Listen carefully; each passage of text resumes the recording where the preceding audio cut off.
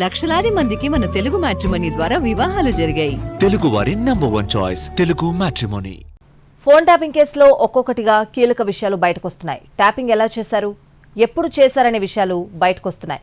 Review కమిటీకి చైర్మన్గా ఉన్న మాజీ ప్రధాన ప్రభుత్వ కార్యదర్శి శాంతికుమార్తో పాటు జేఐడీ పొలిటికల్ సెక్రటరీ స్టేట్మెంట్లను పోలీసులు రికార్డు చేశారు. 3 ఉప ఎన్నికల సందర్భంగా పెద్ద ఎత్తున ట్యాపింగ్కు పాల్పడ్డట్టు సిట్ తేల్చింది. ఫోన్ ట్యాపింగ్ ఎలా జరిగింది, ఎవరు దీనికి బాధ్యులు అనే అంశంపై సిట్ సమగ్రంగా దర్యాప్తు నిర్వహించింది. కీలక సూత్రధారి అయిన ప్రణీత్ రావుని 9 సార్లు, ఎస్ఐబి మాజీ చీఫ్ ప్రభాకర్ రావుని 5 సార్లు విచారణ జరిపింది. వీళ్ళ దగ్గర నుంచి విడివిడిగా స్టేట్మెంట్లను రికార్డు చేసింది. ఈసారి ఇద్దరిని కలిపి ఒకేసారి విచారించాలని సిట్ ఒక నిర్ణయానికి వచ్చింది. ఎందుకంటే ఇద్దరి వాదనలు వేర్వేరుగా ఉండడంతో ప్రభాకర్ రావు, ప్రణీత్లను ఎదురెదురుగా కూర్చోబెట్టి విచారణ జరిపి స్టేట్మెంట్ రికార్డు చేయాలని సిట్ నిర్ణయించింది.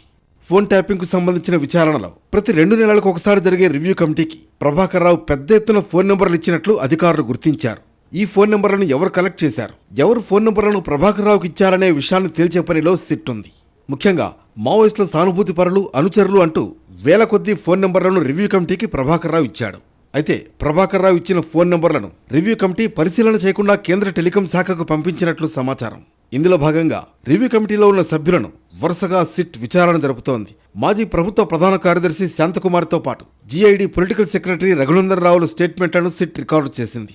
రివ్యూ కమిటీలో అసలేం జరుగుతుంది, ఎలా ఫోన్ నెంబర్లను కేంద్ర కమ్యూనికేషన్ శాఖకు పంపిస్తారు, ఎవరి ఫోన్లు అని చెప్పి రివ్యూ కమిటీకి ప్రభాకర్ రావు ఇచ్చాడు, రివ్యూ కమిటీకి ప్రభాకర్ రావు ఇచ్చిన ఫోన్ నెంబర్లను వెరిఫై చేశారా, దీనిపైన చర్చ జరిగిందా అనే అంశంపై ప్రశ్నల పరంపరను కొనసాగించారు. గత ప్రభుత్వ హయాంలో 3 ఉప ఎన్నికలు జరిగాయి. హుజూరాబాద్, మునుగోడు, దుబ్బాక ఉప ఎన్నికల సందర్భంగా ప్రత్యర్థులకు సంబంధించిన ఫోన్ నెంబర్లను పెద్ద మొత్తంలో ట్యాపింగ్ చేసినట్లు బయటపడింది. అంతేకాకుండా అక్కడ పనిచేస్తున్న రెవెన్యూ, పోలీస్ అధికారుల ఫోన్లను కూడా ట్యాప్ చేశారు.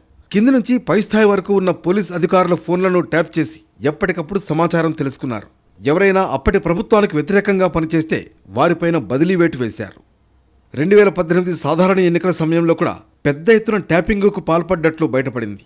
ఎందుకంటే ఆ సమయంలో పార్టీలకు సంబంధించిన డబ్బులు పెద్ద ఎత్తున పట్టుకోవడం జరిగింది. అది కూడా హైదరాబాద్ నుంచి రవాణా అవుతుంటే పట్టుకుని హవాలా డబ్బు అంటూ ఐటీ శాఖకు అప్పగించారు. ఎప్పటికప్పుడు డబ్బు రవాణా మీద దృష్టి పెట్టి ఆ మేరకు సమాచారం టాస్క్ ఫోర్స్ డీసీపీ రాధాకిషన్కు చేరేది. రాధాకిషన్ తన టీంను రంగంలోకి దించి ఆ డబ్బులు పట్టుకుని హైదరాబాద్ పోలీసులకు అప్పగించేవాడు. సాధారణ ఎన్నికల్లో చాలా మంది పార్టీలకు సంబంధించిన పై స్థాయి నుంచి కింది స్థాయి నాయకుల ఫోన్లను ట్యాప్ చేశారు. వాళ్ళందరినీ ఇప్పుడు సిట్ పిలిచి విచారణ జరుపుతోంది.